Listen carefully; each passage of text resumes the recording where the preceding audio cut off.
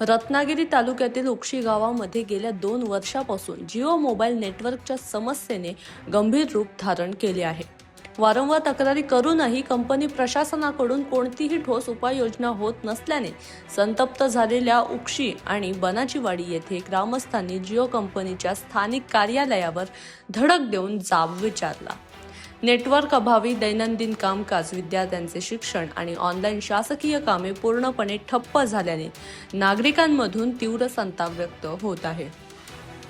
ग्रामस्थांच्या म्हणण्यानुसार सुरुवातीच्या काळात गावात जिओ कंपनीचे नेटवर्क उत्तम दर्जाचे मिळत असल्याने अनेक ग्रामस्थांनी प्रत्येकी 2 ते 3 सिम कार्ड खरेदी केले होते। मात्र गेल्या 2 वर्षापासून उक्षी गाव आणि बनाचीवाडी परिसरामध्ये नेटवर्क गायब झाले आहे। फोन लावण्यासाठी अथवा इंटरनेट वापरण्यासाठी नागरिकांना उंच टेकड्यांवर किंवा जंगलात जावे लागत आहे। दरमहा 300 ते 400 रुपयांचे रिचार्ज मारूनही सुविधा मिळत नसल्याने ग्रामस्थांचे पैसे वाया जात आहेत। या गंभीर समस्येबाबत माजी उपसरपंच हरिश्चंद्र बंबडे यांच्या नेतृत्वाखाली ग्रामस्थांनी कंपनी प्रशासनाकडे पाठपुरावा केला होता। महिन्याभरापूर्वी कंपनीच्या अधिकाऱ्यांनी गावात येऊन सर्वे केला असता नेटवर्क नसल्याची वस्तुस्थिती समोर आली होती। तरीही समस्येवर तोडगा न काढता आता ग्रामपंचायतीच्या पत्राची कारणे पुढे करून टाळाटाळ केली जात असल्याचा आरोप माजी उपसरपंच हरिश्चंद्र बंबडे यांनी केला आहे।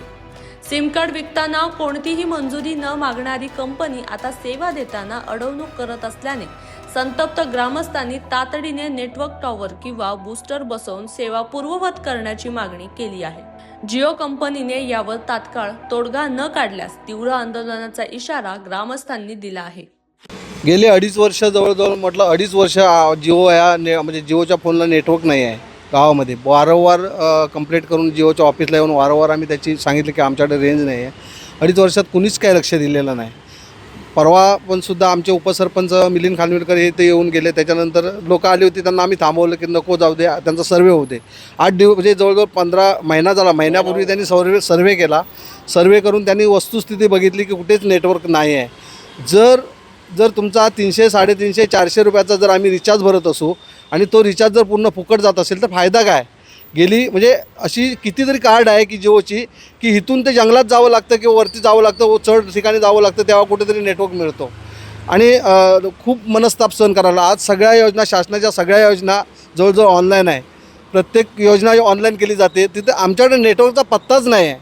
आणि मुळात जास्तीत जास्त कार्ड ही जिओचे आहेत, कारण सुरुवातीला जिओचा नेटवर्क चांगला होता। गेल्या 2 वर्षामध्ये अजिबात आणि कोणी ऑफिसमधून असं कंप्लेंट करा, काही कोणी लक्ष देत नाही जिओ।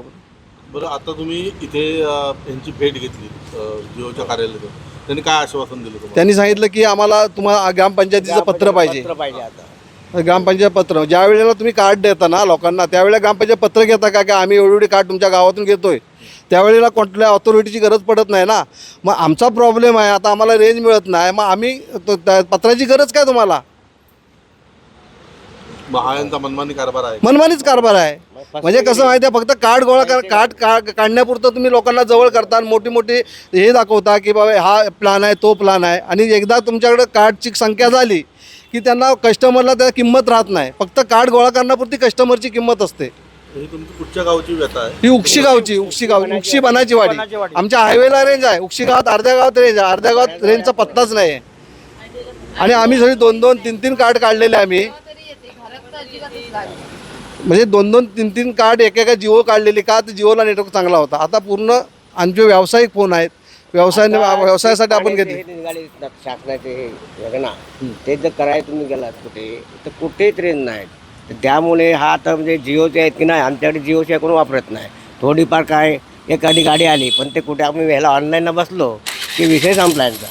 जर आता दाद दिली नाही तुम्हाला, आता ह्याने आता परवा येऊन हे महिन्यापूर्वी आमच्याकडे सर्वे केला होता। सर्वे केला होता, सर्वेपूर्वी आता तेव्हा सांगतोय मला अधिकारी की आता तुम्ही ग्रामपंचायत लेटर घेऊन या।